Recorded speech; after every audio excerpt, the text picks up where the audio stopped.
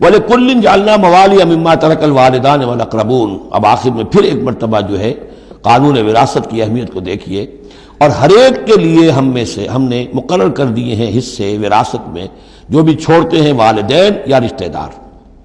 وَالَّذِينَ عَقَدَتْ أَيْمَانُكُمْ، ایک نیا مسئلہ یہ پیدا ہو گیا تھا کہ ایک دوستی ہوتی ہے، بھائی چارہ ہوتا ہے، یا مدینے میں حضور نے مسلمانوں کو بھائی بھائی بنا دیا تھا، ایک انصاری ایک مہاجر بھائی، تو کیا ان کا وراثت میں حصہ ہے؟ نہیں، یہ وراثت میں حصہ منہ بولے بھائیوں کا نہیں ہے، منہ بولے بیٹے کی کوئی حیثیت نہیں شریعت میں، منہ بولے بھائی کا کوئی حصہ نہیں ہے۔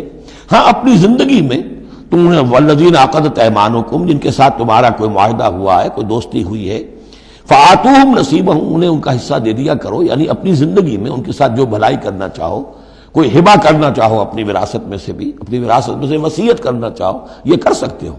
لیکن جو کہ قانون وراثت میں طے ہو گیا ہے، لا وصیت لوارث، پھر وارث کے لیے کوئی وصیت بھی نہیں، اور وہ یہ کہ بہرحال وراثت میں حقدار کوئی اور نہیں ہوگا سوائے اس کے کہ جس کو اللہ نے مقرر کر دیا ہے۔ ان اللہ کان علی کل شیء شہیدا، یقیناً اللہ تعالی ہر چیز پر گواہ ہے۔ اب آئی ہے وہ آیت، اصل میں کانٹے دار آیت جو ہے، جو عورتوں کے حلق سے بہت مشکل سے اترتی ہے، کانٹا بن کر اٹک جاتی ہے۔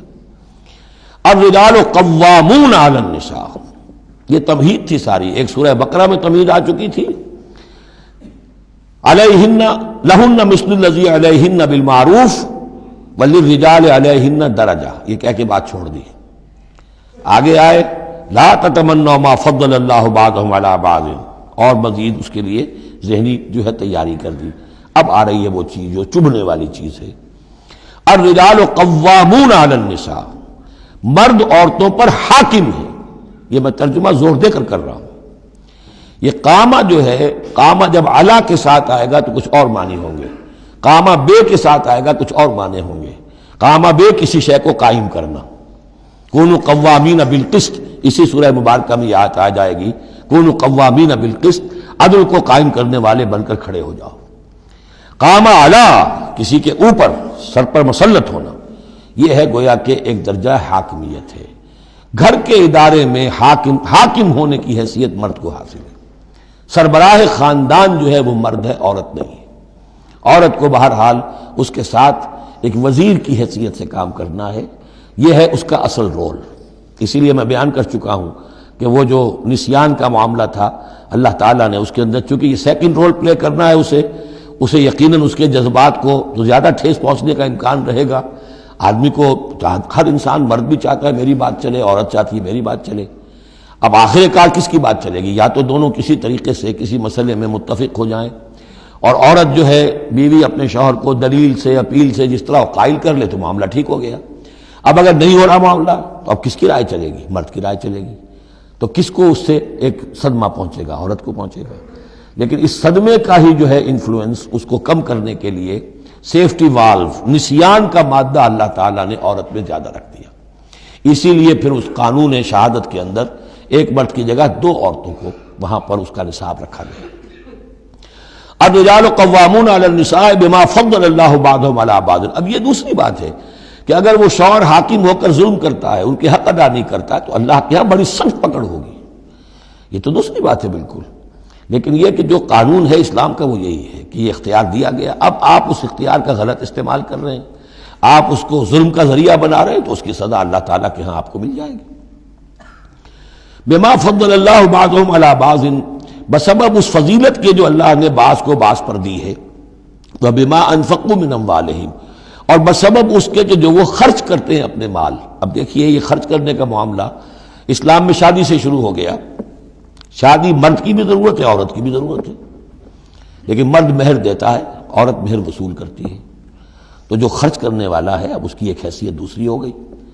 پھر گھر میں اس کا نان نفقہ پورا جو ہے، اس کا خرچہ، اس کی ذمہ داری، اس کو سپورٹ کرنا شوہر کے اوپر ہے، تو اب وہ مال خرچ کر رہے ہیں۔ بما انفقوا من اموالہم، فالصالحات، تو نیک بیویاں کون ہیں؟ جو کہ ایک یوں سمجھیے قرآن کے نزدیک ایک عورت کا جو اچھا کردار ہونا چاہیے، ایک خاتون خانہ کی جو بہترین روش ہونی چاہیے، وہ یہاں 3 الفاظ میں آئی ہے۔ فالصالحات، نیک بیویاں، قانتات، ایک تو فرما بردار ہوتی ہیں، شوہروں کی فرما بردار، حافظات للغیب، غیب میں حفاظت کرنے والیاں، یعنی ظاہر بات ہے کہ مال ہے کسی کا تو گھر میں ہے، وہ تو کام پہ چلا گیا ہے، اب وہ کس کی حفاظت میں ہے؟ بیوی کی حفاظت میں ہے۔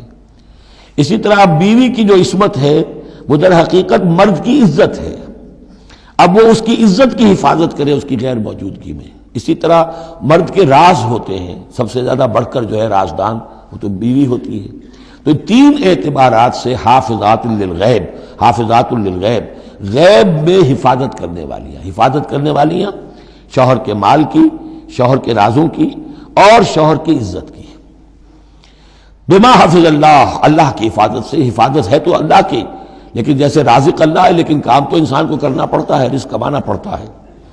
واللاتی تخافون نشوزہن، اور وہ خواتین کے جن کے بارے میں تمہیں اندیشہ ہو جائے ان کے اندر سرکشی کا، ضد ہے، ہٹ دھرمی ہے، بات نہیں مان رہی ہیں، اپنی بات منوانی ہے، کسی نہ کسی طریقے سے گھر کی فضا خراب کی ہوئی ہے، یہ ہے نشوز۔ ذہناً تسلیم نہ کرنا کہ میری حیثیت جو ہے وہ بہرحال شوہر کے تابع دار کی ہے، اس کو اگر تسلیم نہیں کریں گے تو ظاہر بات ہے فرکشن ہوگی، اور فرکشن جو ہے اس کے نتیجے کے اندر وہ گھر کے اندر جو ہے وہ ایک فساد پیدا ہوگا۔ واللاتی تخافون نشوزہن فعظوہن، تو ان کو پہلے تو نصیحت کرو، واہجروہن فی المضاجع، دوسرے تنبیہ کے طور پر ان سے تعلق اپنے بستر علیحدہ کر لو اور ان کے ساتھ وہ تعلق ذل و شو جو ہے کچھ عرصے کے لیے بند کر دو۔ وَاضْرِبُوهُنَّ، اس پر بھی ٹھیک نہ ہو تو انہیں مارنے کی بھی اجازت ہے۔ اس میں حضور نے جو روکا ہے وہ یہ ہے کہ چہرے پر نہ مارا جائے، اور کوئی ایسی مار نہ ہو جس کا مستقل نشان جسم پر پڑے۔ اب یہ چیزیں اللہ کا کلام ہے، اس کے اندر جو ہے کوئی ہمارے لیے کوئی جھجک نہیں ہے، معاشرتی زندگی کو ٹھیک رکھنے کے لیے اس کی ضرورت پیش آئے تو وہ بھی کرنی ہوتی ہے۔ فَإِنْ أَطَعْنَكُمْ، پھر اگر وہ تمہاری اطاعت کریں، فَلَا تَبْغُوا عَلَيْهِنَّ سَبِيلًا، تو اب ان پر خام خواہ کی زیادتی کرنا، پچھلے غصے نکالنا، بار بار جو ہے وہ اپنے غصے کا اظہار کرنا، یہ بھی ٹھیک نہیں ہے۔ ان اللہ کان علیٰ کبیرا، یقیناً اللہ تعالیٰ بہت بلند ہے، بہت بڑا ہے۔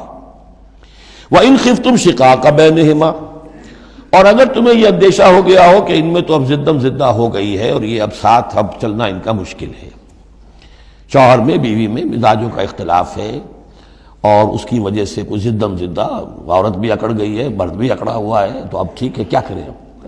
تو اس میں ایک کوشش کرنے کا حکم دیا پہلے، فَبَعْثُوا حَكَمًا مِّنْ أَهْلِهِ وَحَكَمًا مِّنْ أَهْلِهَا، تو ایک حکم مقرر کرو ثالث، لڑکے والوں میں سے، شوہر والوں میں سے، شوہر کے خاندان میں سے، اور ایک حکم جو ہے اس عورت یا لڑکی کے خاندان والوں میں سے۔